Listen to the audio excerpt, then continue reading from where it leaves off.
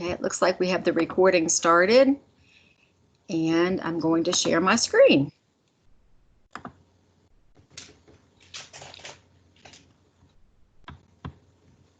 All right, I think we're good to go. Okay, this presentation is about the STEPS program, and some of you may have heard of it or have used it as well.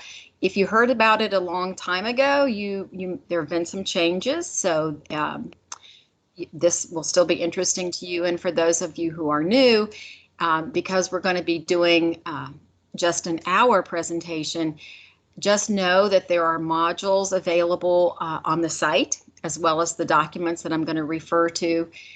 And then again, there will be this recording. We're making sure that everybody's turned off their mics, and I welcome any kind of questions you have in the chat box. And at the end, if we have time, we'll have an open mic as well. Okay, the goals of this presentation will be, first of all, and most important as part of this forum, is that you might want to consider using STEPS as part of your COVID-19 toolkit. But in addition, I'm going to describe the rationale for the STEPS program and identify how it can enhance your regular service delivery, as well as the basic requirements, and tell you some of the potential candidates for the STEPS program. It's really hard to do these presentations without seeing your faces. And I'm sure it's hard for you to watch some of these presentations without seeing my face or your neighbor's face or whatever. So I want to make this as interactive as possible. I want to encourage you to ask questions in the chat box, and I have some little one-answer surveys to get some feedback from you that we will offer throughout the presentation. And if you don't feel comfortable doing this survey because of all the technology involved, then you can put your answer in the chat box. So to just go over, if you want to type a question or you want to give your answer to the survey in the chat box, you would just go to the little captioning, you would type your question, and then you would hit return. The ways that you will access the survey will be Leanne will type a link in the chat box. There's also going to be a QR code that's going to be on the screen. If you're using the link, you would highlight the entire link, copy it with Control-C, and then paste it in your browser. You can also use the QR code in your phone, or as I said before, you can use the chat box. If you do paste the link into your browser and you are on the survey and you're wondering how you're going to get back to the presentation, you would just go to the Teams and it will appear. I promise. That I used to panic every time that happened, so it will be there, I promise. And if you have any questions or any technical difficulties, that's what the chat box is for, and Leanne Brammer is manning it for us. So I appreciate that, Leanne. She's also available because you might have some questions that we might need to refer her to as well. So getting started, let's start out with the first survey. Like I said, it's one question, and it's going to be discussing how your county is planning on returning to school. Now, I understand it can change daily, but for today, please answer the question as to how you're going to return to the school system. Is it going to be every day? Is it going to be a hybrid model? Or is it going to be all virtual school? So you can use the QR code here. You can copy and paste the URL code that Leanne has put in the text box. And I'm going to stop my PowerPoint long enough for us to see the results.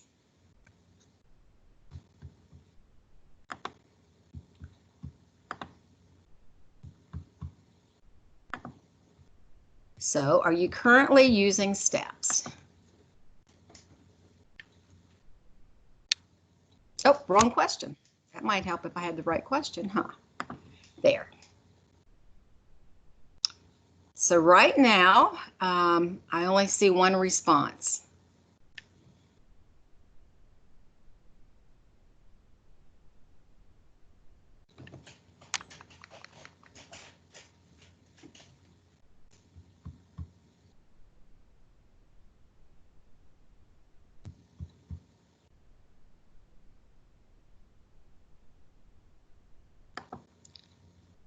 just reactivate it and see if maybe, there we go. Okay, so right now it looks like some of you, I mean, it looks like a mixed bag, huh? Most of you, or at least half of you, are the hybrid. Some of you have all students returning to school, and there's none right now with virtual only. And then there's a big don't know yet or other. And so obviously I did not hit upon all the options. The STEP program. You're going to use the STEP program? Okay, all right. So, yep, that's another option. So there's 6 other options. Okay. So it'll be interesting to hear how you're going to use the STEP program. Unfortunately, I can't see who that was, but as you can see, there's a wide array of options, and there's quite a variety here. So let's go back. Thank you all for responding. It didn't seem like we had a lot of problems, so that's good. And hopefully this will make you feel like you're more of a part of this discussion. So again, if everybody would mute their mic, then we're going to go back to the PowerPoint. And so with your going back to school, there are basically 2 options for public school students. You have, first of all, your in-person, which could be somewhat blended. Some school systems are optioning to not have 5 days a week, but having some who are, oh, I hear somebody's mic. Make sure you mute. So there are the 2 basic options for the public schools. And the first is the in-person, maybe 5 days a week, or a blended between in-person and some homeschooling. And then the other option is a virtual program, which is taught by a state certified teacher. We're not talking about when we did virtual services in the past, but a virtual program. So those are the 2. And then the remote is only to be used if there is an emergency declared in your county or at your school. So when we used to discuss the STEPS program like this time last year, when we were planning to go back to school and life was sort of normal, the discussion of the STEPS program was, well, who should be our candidates and what forms should we use, and where are we going to store the forms that we use? And that was a dream world compared to what you're dealing with right now. And we recognize that there's a lot more. But someday we will return to this dream world. And so the information about the STEPS program in general is going to be helpful to you. But let's talk about the reality that you have now. First of all, you have students needing services right now. They have IEPs, you need to be providing services. You have students who were in the referral process in March, and they're still in the referral process because it was put on hold. Or you have students who may be identified in the child find. And in that instance, first of all, it'll be interesting to do the child find, and that's going to vary from county to county. But then what do you do with those new referrals? I definitely think this house that they're going to see today, they're going to put an offer in. Hello, I think I hear somebody talking. If you mute your mic, I'd appreciate it. Because we're something about a house. Somebody selling a house? Hope so. Okay, and then the other thing is that you're going to have students that you're following, you're going to recheck.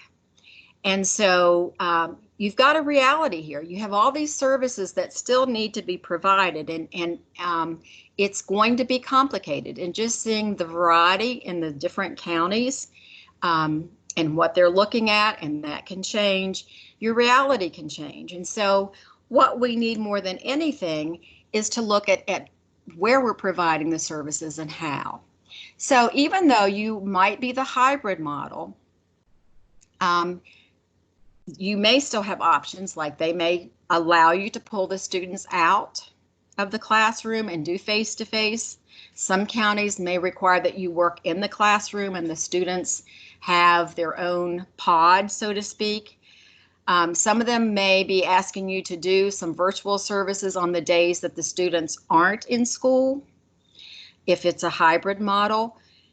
But one thing you can know for sure, it's going to be a tighter schedule, especially if students have less time in school. So like if they're in school for 2 or 3 days a week, that teacher might not be as interested in you pulling that student out or pulling them to the side in the classroom because they have such limited time. So you might be doing some virtual services on those other days. Counties will be making those determinations. But what we do know is it's going to involve some planning and some teaming and some flexibility, not only on your part, but also on everybody else's part as well. Our schedules have always been challenging, but it's going to be a particular challenge this year because it can't be as tight as it was. You're going to have time to disinfect in between sessions, or if you're doing virtual, to plan for the next student and get ready, or to work around the teacher and the times that you have. So we recognize all those things, and this is where steps might be useful for you in your county. Certainly is time to think outside the box and to look at this a little differently. Even if you've done steps in the past and maybe you're not using it anymore, or you're using steps in a certain way, there might be some other ways that you could look at it. Things to not do is you cannot use steps in place of making a referral. So what I mean by this is if you have a student whose speech language impairment is impacting his educational performance, you can't just say, well, I'm going to leave him in steps until this is all over, and then I'll make a referral. We can't deny FAPE to that student. So you need to go ahead and start the referral process if he meets you think will meet those 3-pronged test of eligibility, one of which is the adverse impact on educational performance. And you cannot use steps in place of services on an IEP. STEPS is a general education program, and so it can't be in lieu of services on an IEP. But it can be useful as you go through the assessment process. So even if you have to make a referral, and even if the referral is taking a while, the student can be getting some services through you as they go through the process.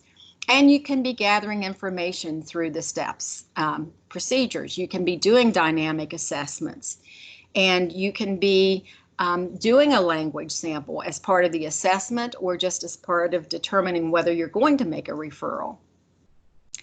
And so the beauty of providing STEPS as you're going through the referral process is that you have a lot more information about that student. And when you go to write the IEP, you can be much more specific in your goals because you will have worked with the student. So there's some things to not do and some things that you can do with STEPS, and we just wanted to make that clear.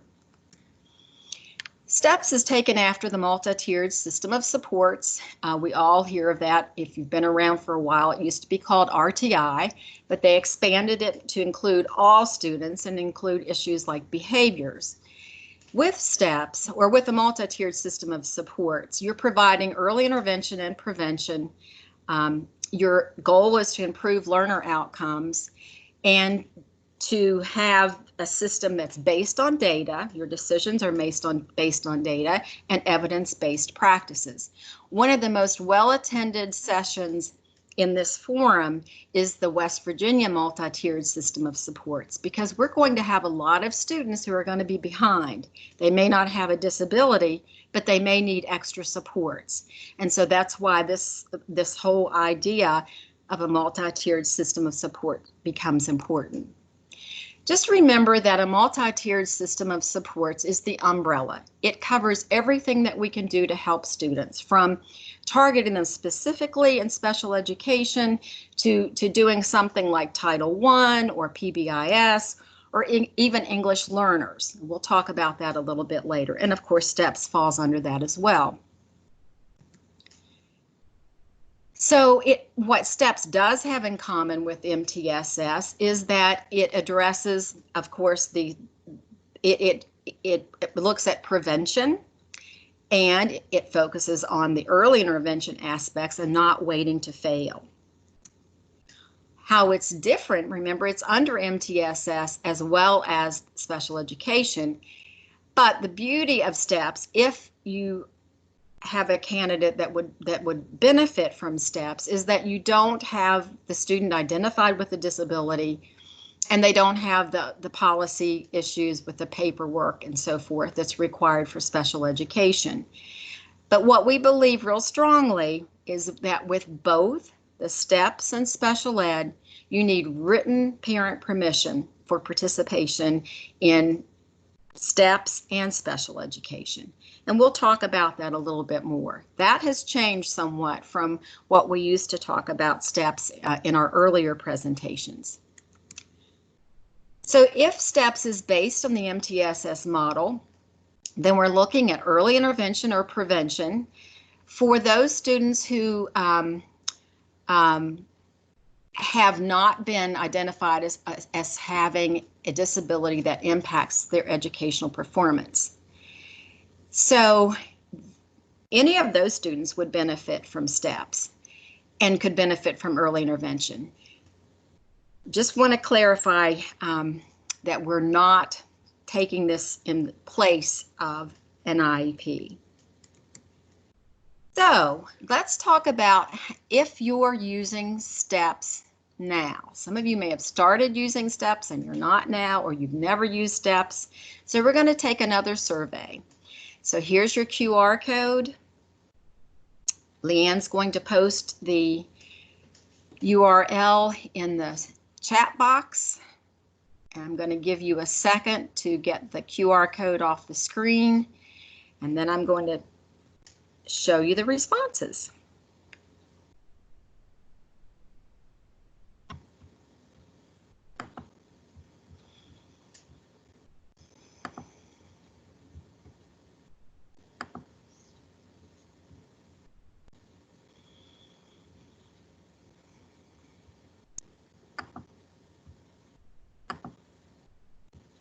Oh, here we go. Those are changing. Okay, so here we go. So this is the number of people using STEPS. So we have right now 37 who say they are using STEPS and 31 people who say that they're not. We keep getting more and more, so it's about half and half. Thank you, this is great, and we're going to keep this information because it's helpful to us. Your feedback is always really helpful. And the yeses keep increasing. All right, I don't want to take a whole lot of your time, so we're going to move on and we're going to go back to the PowerPoint.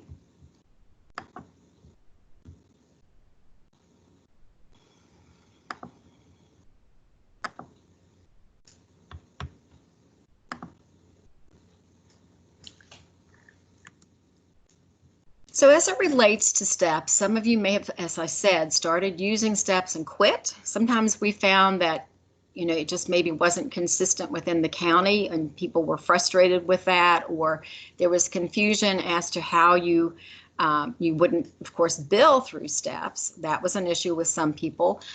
Or there was question about, you know, making sure that the schools that you served with students in STEPS were included somehow and acknowledged so that your workload did not become so large. And that's a big issue where we need the support from the special education directors. The building blocks of STEPS is that the parents become partners in providing intervention. Now, I used to work in an inner city school, and sometimes you don't get parent permission, but you want to as best you can. I mean, you don't get the parent assistance, but you try as much as you can, but sometimes you find alternative ways. But key to STEPS is your professional judgment. There's, you know, people had always hoped that there could be really specific guidelines, but you see the whole picture. You see the student and their needs, and so we are leaving that to professional judgment. But data definitely drives the STEPS program. Going back just one more time, if the student's communication disorder adversely impacts their educational performance, academic, social, or vocational, you would start the referral process. If not, you could use STEPS, or if you're not sure, or maybe they're so young that the speech disorder or the language disorder is not really showing up as much yet, then you could put them in STEPS, which is a general education initiative for students who are at risk and for students whose communication disorder does not impact their educational performance. I had a student who was gifted and he had an R problem, and he certainly had no impact on his educational performance. He did very well in school, and he was a social butterfly. And so technically, back in the time when I saw him, I should not have. And as we're relying and looking more at educational relevance, we're going to have these students that we see the speech language impairment, but they really technically do not satisfy the three-pronged test of eligibility, and so they would not qualify. So STEPS would be your option. Just to let you know, this statement was in the 2015 guidebook, and actually it was talked about as early as 2012. At that time, it was called the Steps Up to Speech, and our special ed director in Kanawha County wanted to try something like Steps Up to Speech, and so we started a pilot program as early as 2012. So it's not new, but it's not utilized by as many people. I'm thinking, though, that more people will be interested with this COVID-19. So the question with the STEPS program is, a lot of states will just say those kids that don't qualify for speech therapy are in a speech club. And most of us kind of felt like it was more than a speech club. They didn't have an IEP. I've discovered through all our presentations that we've done that counties and schools differ in how they look at it and who the candidates are. And also SLPs differ in how they do their job and how they want to organize their sessions and their documents. So we tried to develop, as the last version of the STEPS program, something that would allow for that flexibility. But core to this is the ethics of providing services that meet some ethical guidelines of ASHA. Two key components of the principles of ethics is that individuals shall obtain informed consent from the persons they serve. We feel that informed consent needs to be written consent just to protect you. You can say, I talked to the parent, I told them about it, and then they may not know what you're exactly talking about and not know that they've given you permission. Also, maintaining timely records and accurately recording for the services. Of course, you don't bill, but it's really important to have the documentation. So the two things with STEPS that's important to remember is the parent permission and the documentation. Many of you saw the STEPS program logo that was started in 2012. Well, now we have a new one, and it's kind of representing all the different changes that we have made based on your feedback. And so here's our new logo at the bottom. And we have reduced the forms and we've reduced the tiers, and hopefully we've made it simpler. For those of you who aren't familiar with the STEPS program, it is an acronym that stands for Speech Therapy, Education, Prevention for Success. And of course, speech therapy, it's done by the speech therapist. The education is more general. It's, the kinds of things you would do for all students or many students in a class.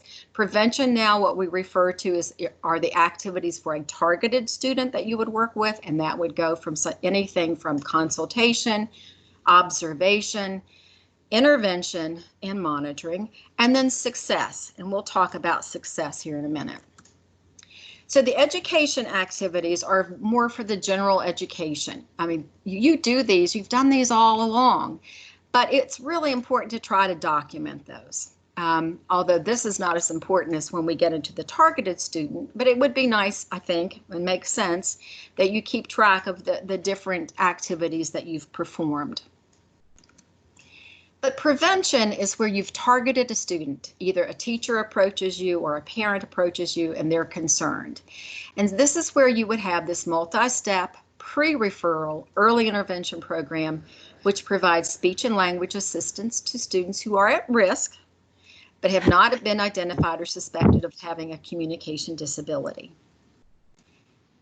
So some of your prevention activities would be you could observe the student, you could consult with the parents and teachers regarding the student, sending home packets, monitor their progress as they're using those home practice packets, or actually working directly with the student.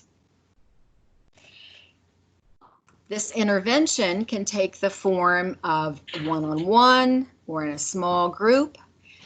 But for now, in West Virginia, no students with IEPs can be seen with students who don't have IEPs or students within the STEPS program. They can be in the classroom or in the therapy room. They can vary in length, intensity, and location. And the beauty of STEPS is that you can go back and forth. You don't have to amend an IEP to change the location or change the length or change the intensity.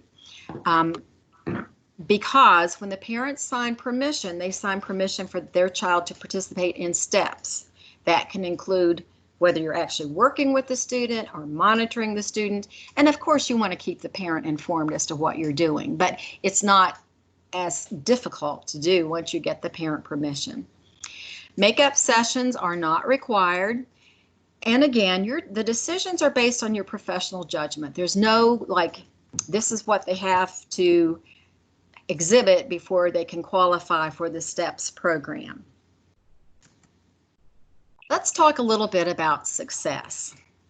What I think and what we've determined success means is that you have the skill generalized across all settings. And I don't know how many of you have seen students, they get the speech or language skill in the therapy setting, but they step outside the room and it's not generalizing. And it's not generalizing at home. And you have the families and the teachers saying, well, we're not really seeing a difference. And so you keep them in speech and you keep them in speech. Well, there's a point where if you have done as much as you can, you've done all the specialized skills. Your skill as to teaching the speech skill or the language skill is really not needed. It's not specialized instruction anymore. It's generalization. And so at some point, you may need to dismiss that student. Dismissing is a hard thing for families and teachers. Families don't want you to not see their child because they like you. You've made a big impact on their life and they don't want you to not provide the support anymore. And teachers feel like you should be continuing, that they're not seeing the whole difference. And so dismissal can be a really tricky position to be put into. And STEPS can help you with that transition, because another part of the STEPS program is the success piece. We want that for all students, but for these students who have been in therapy and the issue is generalization, period, then this could help you transition them from the IEP to still receiving services.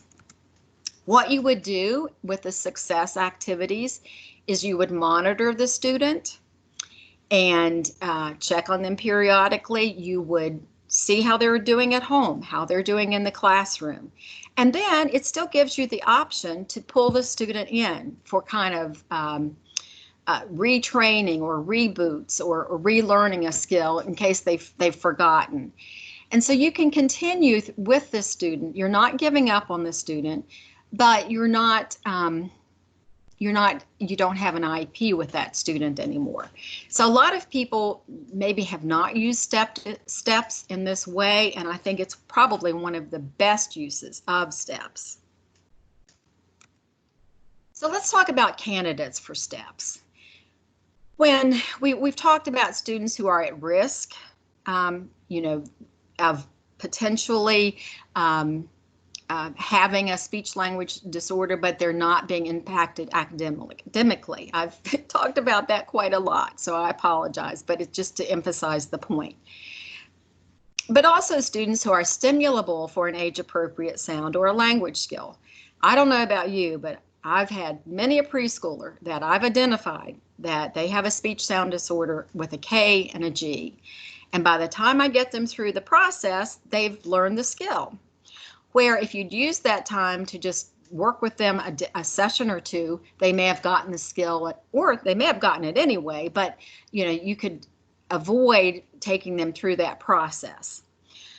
When we did the pilot program in Kanawha County, we had students with 1 or 2 developmental sound errors. We're talking about a mild articulation disorder, not a phonological disorder or multiple errors, but just a few sounds that are developmental. English learners could be another option for you. As we talk more about eligibility for English learners, we know that for a child to be eligible for speech and language as an English learner, they have to have a disability in both languages. And in order to determine that might take a little while. Also, you need to give a little bit of time to see what exposure in the classroom could do and how it could benefit the student. So sometimes it makes sense to put an English learner in the STEPS program and work with them, see how quickly they respond to intervention, or does it really appear like this is going to be a disability kind of issue, and learn more about their disability or problem or impairment in both languages. So that's an option for some of you. Also, we have these students who come to preschool who've not been exposed to a language-rich or structured environment. And we know, or we hope, that they could benefit from the preschool activities. And so we make a decision, that we might go ahead and put them in STEPS, but it's not just like we're going to recheck, but you're actually monitoring that student and making suggestions for the teacher and for the family.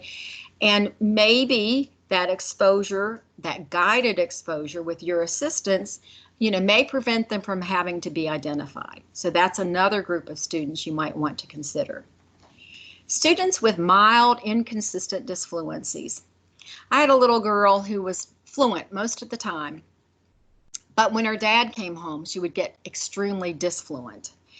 And she wasn't eligible for the fluency disorder, but she certainly needed assistance. So to be able to see her periodically, at least to talk to her and give her strategies for when that occurred, would have been a nice use of STEPS. Also, you have students with mild, developmentally inappropriate social skills. We're not talking about pragmatics. We're not talking about students on the spectrum disorder. We're talking about our students who come to school and they don't know the art of being social. They've spent way too much time watching TV and playing games, and they just don't know how to be a part. They don't know how to participate in a group. They don't know how to share toys or whatever. You might be able to assist that student for a short period of time in just learning those basic explicit rules of good social behavior. So then the other final additional candidate is the one we just talked about, those students who have been in speech therapy and you might want to dismiss them. But you want to continue some sort of connection with that student. We're going to now go to see what you think would be good candidates for STEPS. And in this one, there are 2 questions. One is if you're using STEPS, and you can tell us who you're seeing in STEPS. And the other would be if you're not using STEPS, which of those can you see STEPS being used for? So you would only answer one question. Either you're using STEPS and you can tell what candidates or what students, what types of disabilities or disorders you're working with, or you're not using STEPS and you're thinking, oh, this might be a good place to use STEPS. So we're going to take another little break, little interaction break, and I'm going to wait to get some feedback from you guys.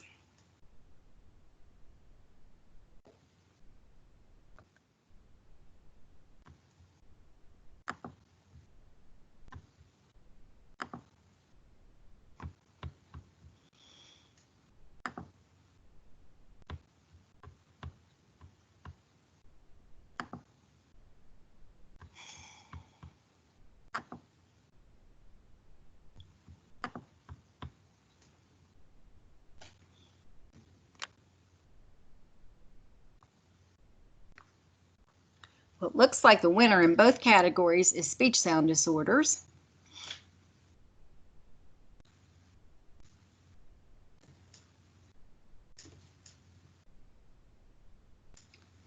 The top question is the one if you are already doing steps. So I see some of you are using it for language, for fluency, and mild developmentally inappropriate behaviors. Some of you are using it for preschool. I see some of you are also saying, who are not using steps, that you could see that as a valuable tool. So let's look here. Wow, this is interesting. So right now we have 63 responses, and the winner is the speech sound disorders, which makes a lot of sense, but close to that is the preschooler, especially with those who are not using steps, and the mild developmentally inappropriate behaviors. ESL is not being used that much. It's not being used so much with ESL students, but has potential according to those people who are not using steps. So that's really interesting. Thank you for your feedback. I appreciate that.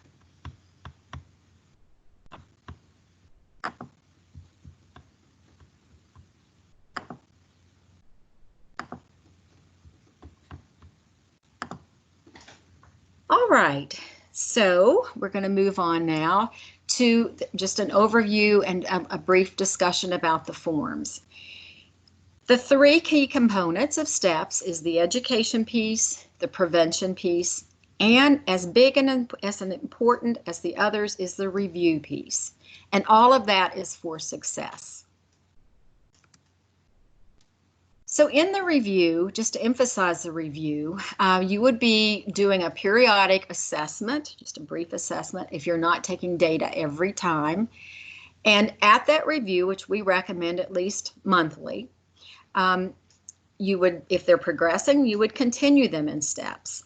They may have mastered it, which is just wonderful because you didn't, the student got the help and then they don't need it anymore. If they're not progressing, we recommend that, first of all, you look at what you're providing, the therapy that you're providing. Maybe it's the frequency or the intensity, or maybe, it's using a different approach. So first, look at the therapy. And if they're not progressing, then you would need to look at making a referral if, you're thinking that that's going to impact, or you're seeing that it's impacting their educational performance. Or you may have to recommend to families at some point that they need to seek out other options outside of the school system for supports.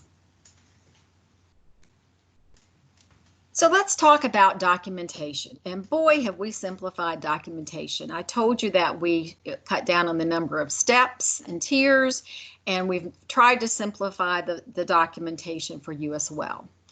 First of all, we have a new steps brochure that you could provide to parents, maybe at SATs or, during presentations that you do, or if you're doing a presentation with teachers.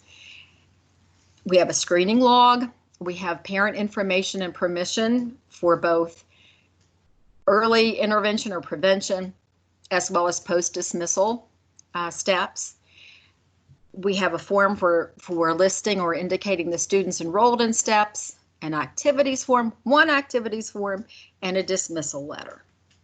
All of these forms are available on the website, and you can access them and download them. The brochure is available as well. And so the way you would access them, for now, because we're in the process of trying to simplify the links, because as you see, if you don't use the URL or the hyperlink, you go to WVDE, then teaching and learning, then special education, then exceptionalities, then speech and language impaired, and finally to the documents, which includes the PowerPoints that I've told you about and all the documents. So as I said, with the parent letters, there's a brief description of the parent, to the parent about what STEPS is, and that the different phases, there's not phases of anymore, the different activities of STEPS. And of course, there's a place for the parent to give permission and return it to you. That is really a critical piece, as we mentioned before. It's also important to document the students that you have in STEPS, because in order to recognize the additional part of your workload that's involved in having these students, you need to have a documentation for your lead therapist or your special ed directors or your principal, and of course you need this as well. So you have, of course, the student's name, and then they can be either in prevention or after an IEP. And then you would indicate those that you dismiss. It'd be interesting to see the ones that are able to master a skill just through the STEPS program. So this form you can use or find useful as far as documenting the students in STEPS. But here's the beautiful thing. All the activities are on one form. So, we used to have ones for if you did consultation or if you did observation, and then there was one for just intervention. So we've put them all on one form for you, so it's not as complicated. Also, we've provided codes for you so that you can use these, or you don't have to use these. But as you can see, there's a date that you provide the service, and then there's the activity code. That would be an individual or group, or if you sent a packet home, or you did a consult, or you observed, or you did an assessment.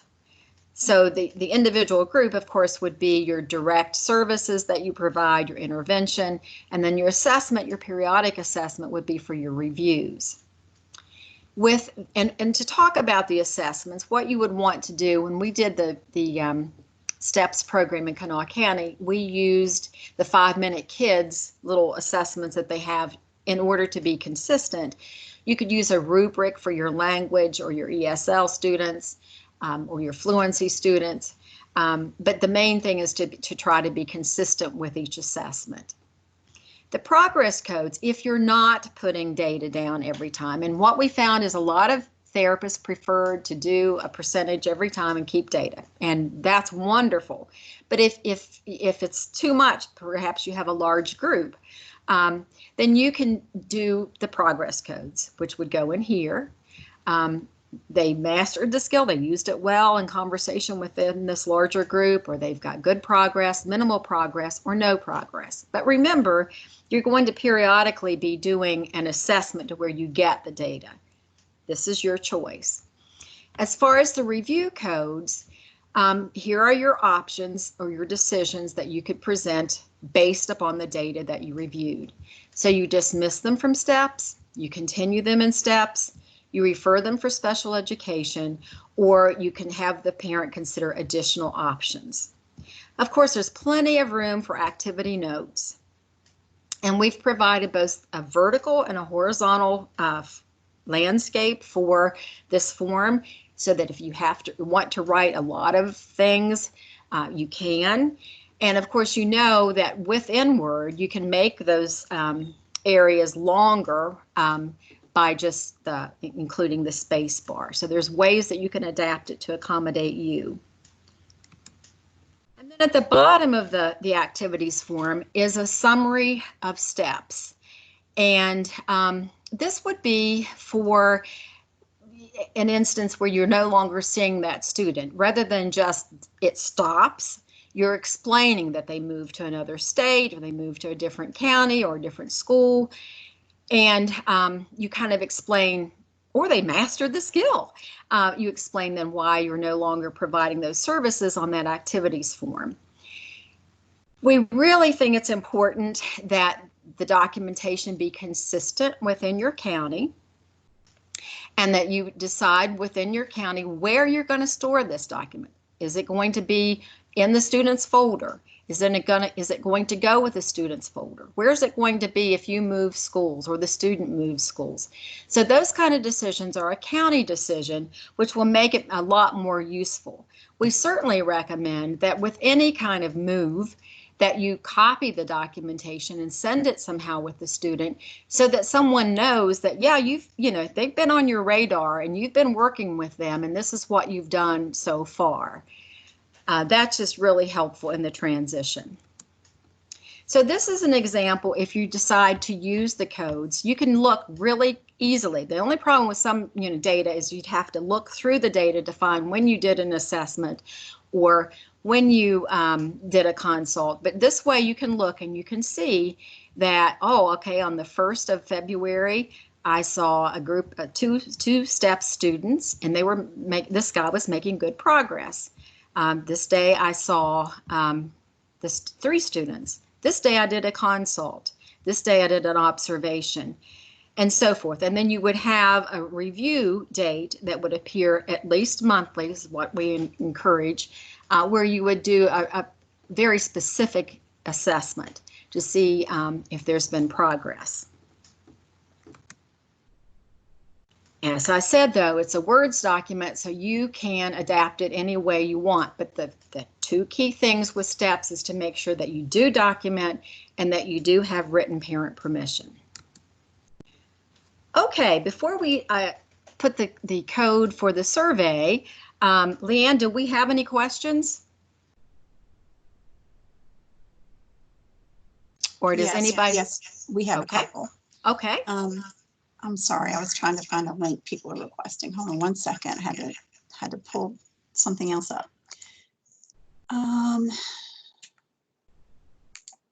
Okay, Lori Roby asked, are we allowed to do STEPS group via teletherapy? Would the group violate FERPA with STEP students? Parents would also know who else was in the group. Well, I think it's the same FERPA rule applies whether it's STEPS or special ed. Now, Leanne, correct me if I'm wrong, but are the counties going to be working on having permission for some of those things? We're still in the process of working on that to be able to try to do group therapy and the FERPA and HIPAA permissions that we would have to be able to do that.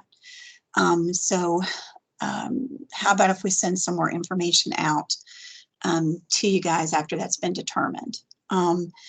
We do know that there's a concern with that, but we're hoping we can get around it because scheduling this year is going to be a challenge. And with that, if we could group students, there'll be a lot of possibilities of what we could do. So I will be beginning our lead SLP meetings again next Friday because I think it's important for us to get some of these things established and be ready to go when school starts. So I will try to have that information ready for you guys at that time. And I'm sorry for not being able to answer it positively right now. It's just everything's so fluid in this situation at this point. I want to make sure we have correct directives to give you. Another question from Pam Kane. How does the STEPS information follow students from county to county? An IEP will follow the student. Right, and that's where I think you need to, within your county, figure out, if it's going to go with the student's folder. I would still keep my own copy just for yourself, for your sake. But I think it would make sense that it's sent somehow, whether it's, with the student information that goes from the teacher, or it's sent directly to the speech therapist, because you might be able to find out through Weavis, where they're going. It's just going to vary, but those are a couple of my suggestions. Does anybody else have suggestions?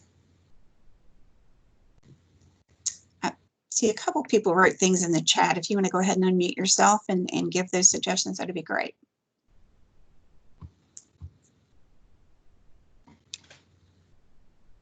Yeah, you would just hit the microphone button and that would unmute you.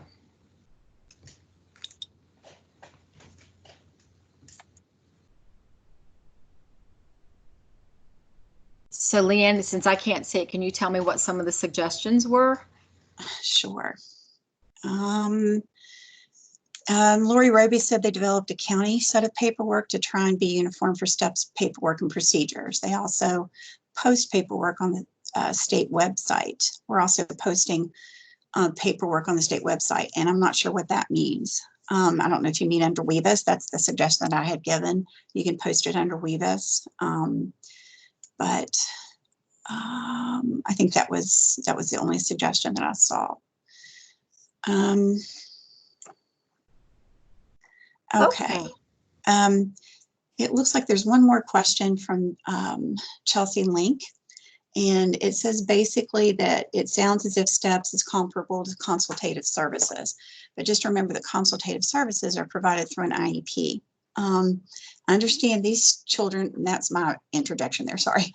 I understand these children will not be on our caseload because they don't have an IEP. But how do we serve them if we already have maxed out at 40 to 55 children? Do counties recognize these children to avoid a huge workload by making sure SLPs are not maxed out to 50? And I'm going to go ahead and try to answer that one for you. Some counties do allow for STEPS. It's at the discretion of your special education director.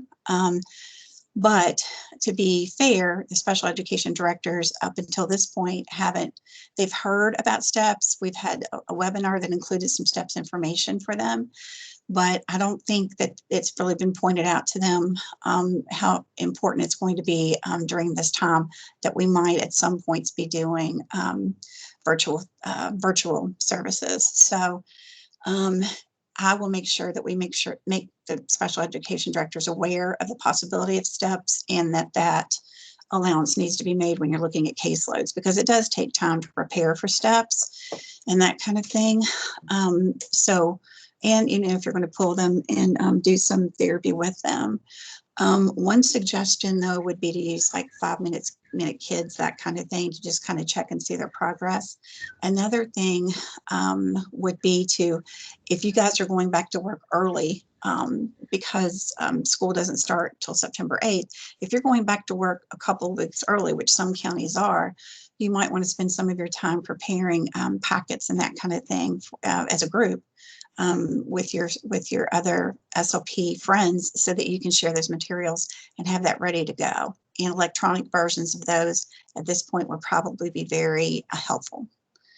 So Libby, we are already at the max here. I'm sorry, but that is all the questions we have. Good. So we need to give some time for them to do the survey. The survey, yes. And so if you're going to post that in the chat box, right? And it's there. Okay. And then also, this is what it's going to look like if you've not done a survey before. So you would choose today's date, and then a drop down box will have this as an option. For those of you who are we are approved for this with the licensing board, the speech and hearing licensing board. The only way you can get credit for that is if your name is on the list that's going to appear as the result of you completing the survey. So make sure that you complete the survey so you can get the credit for this presentation and any of the others that will be in this forum. Well, thank you very much. Oh, okay, go ahead. I'm so sorry. I will mention too that a couple of people from the morning session said they had difficulty applying for the non-degree graduate credit. So if you're having difficulty with that, please send an email to me, and I'll put my email address in the chat box, and we'll see if we can't get things straightened out for you. And it's on the screen as well. Okay. Thank you all. It's been great. I hope to see you in the next year, and someday I'm going to give some of you big hugs because I'm a hugger and I'm missing this terribly. So thank you very much. We're going to stop sharing and stop the recording. Thank you. And one thing I want to mention too is that we have developed webinars for STEPS, and we will be posting them on our state website as well as the forums. And Anything else you need to do steps. And we're also available if you need training within your county on how to do steps. We'll be happy to do that. Thank you all so much. Enjoy the rest of your summer. You too, everybody. Okay, I'm going to just do dismiss, right, Leanne? Yes, that should do it.